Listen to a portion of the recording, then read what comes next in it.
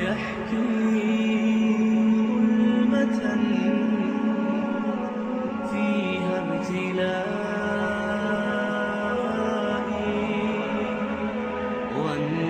نمازی کو پیش آنے والے مسائل میں سے ایک مسئلہ اس کے سفر میں بھی ہے پیش آنے والا مسئلہ کہ نمازی انسان جب سفر میں ہوتا ہے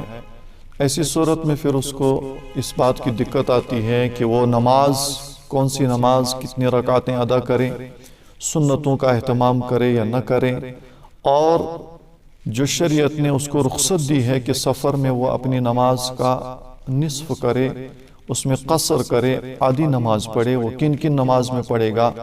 اور کہاں سے اس کی شروعات ہوگی اور کتنے دن تک سفر کی حالت میں وہ نماز قصر کرتا رہے گا، کتنے دن وہاں تک رکنے کے بعد وہ اپنی نماز مکمل پڑھے گا اور کتنے دن قصر پڑھے گا۔ چنانچہ اس میں حکم شریعت کی طرف سے ہے کہ جب انسان اپنے وطن سے، اپنی جگہ سے، اپنے مقام سے کسی جگہ کا ارادہ کرے اور جس جگہ کا ارادہ کیا ہے وہ جگہ اس کے وطن سے، اس کے مقام سے 48 میل کلومیٹر کے اعتبار سے تقریباً 78 کلومیٹر 78 کلومیٹرز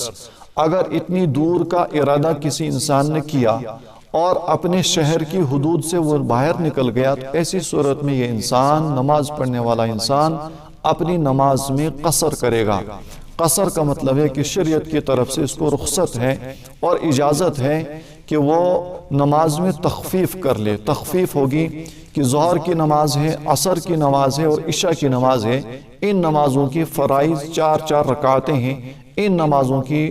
فرائض میں وہ 4 رکعت کی جگہ پر صرف 2 رکعت ادا کرے گا، اور فجر کی نماز میں چونکہ صرف 2 ہی رکعتیں ہیں، اسی طرح سے مغرب کی نماز میں 3 ہی رکعتیں ہیں، ان میں تخفیف نہیں ہوگی۔ لہٰذا سفر کرنے والا انسان جب 78 کلومیٹر کا 48 میل کا ارادہ کرے اور اپنی شہر کی حدود سے باہر نکل جائے، اب اس پر جو نماز کا وقت آئے گا تو اب یہ نماز میں تخفیف کرے گا۔ ظہر کی نماز میں فرض کی جگہ 2 ہی رکعت، اور عصر کی 4 فرض کی جگہ پر 2 رکعت فرض، اور عشاء کی فرض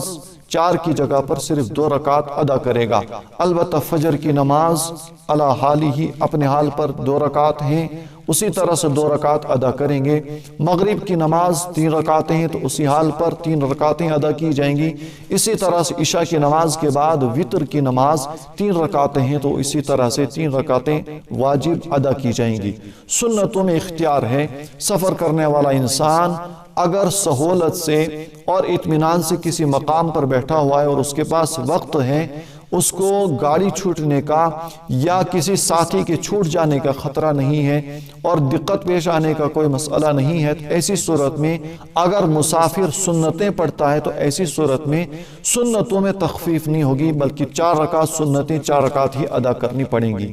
سنتوں میں اختیار ہے، اگر ادا کرے گا تو اس کے لیے ثواب اور بہتر ہے، اور اگر سنتوں کو ادا نہیں کرتا، دقت ہے اور سفر میں اس کو دقت پیش آ سکتی ہے، گاڑی نکل جائے گی یا اپنے ساتھی نکل جائیں گے، تو ایسی صورت میں اگر سنتیں ادا نہیں کرتا، سنتیں نہیں پڑھتا تو اس پر کوئی گناہ نہیں ہوگا۔ اب کتنے دن تک یہ اتنی نمازیں پڑھتا رہے گا؟ تو جہاں پر انسان گیا ہے، اپنے وطن سے نکل کر جس مقام پر گیا ہے، وہاں پر اگر انسان 15 دن سے کم رہتا ہے، 4 دن 5 دن 10 دن 12 دن کوئی رہتا ہے انسان اور ارادہ کرتا ہے کہ میں 10 دن اس جگہ پر رہوں گا، ایسی صورت میں 10 دن تک وہ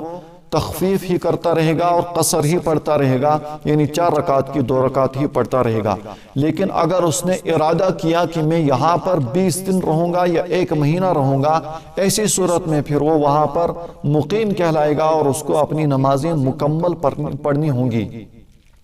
بعض دفعہ انسان کسی کام کی وجہ سے یا علاج معالجے کے لیے جاتا ہے اور اس کو یہ پتہ نہیں ہوتا ہے کہ مجھے کتنے دن لگیں گے، ایسی صورت میں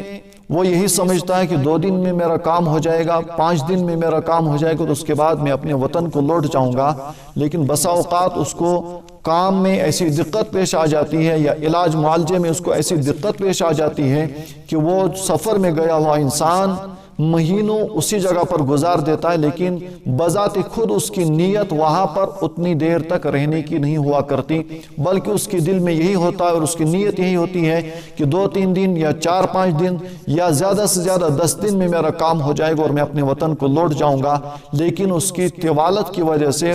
اور اس میں کام کی دقت کی وجہ سے وہ 1 مہینہ یا 2 مہینہ اسی مقام پر رکتا ہے، لیکن اس کی اپنی بذات خود نیت وہاں پر 2 مہینے رکنے کی نہیں ہوتی ہے۔ اسی طرح سے اگر وہ زیادہ مدت تک بھی رہے گا لیکن 15 دن سے زیادہ اس کی ایک ساتھ نیت نہیں کی وہاں پر رکنے کی، تو ایسی صورت میں وہ انسان اپنی نمازیں قصر ہی کرتا رہے گا، تخفیف ہی کرتا رہے گا، 4 رکعت کی جگہ وہ 2 رکعت ہی پڑھتا رہے گا۔ لیکن اگر کسی نے نیت کر لی اور وہاں پر بیٹھ گیا وہ، تو ایسی صورت میں وہ اپنی نماز مکمل پڑھ لے گا۔ اب جب واپس آئے گا تو واپسی کی صورت میں بھی جب اپنے شہر میں داخل ہو جائے گا اور حدود میں داخل ہو جائے گا، تو ایسی صورت میں اس کو پھر وہ اپنی نمازیں مکمل کر لے گا۔ نیز بعض حضرات وہ ہوتے ہیں جن حضرات کے 2 جگہوں پر 2 مقامات پر اپنے مستقل رہائشی مکانات ہوا کرتے ہیں، ایک جگہ خود رہتا ہے وہ اور دوسری جگہ پر اس کی فیملی رہا کرتی ہے، کہ یا تو وہ خود ایک مکان میں رہتا ہے، ایک وطن میں رہتا ہے اور دوسری فیملی اس کی دوسرے وطن میں رہتی ہے۔ اب ایسا انسان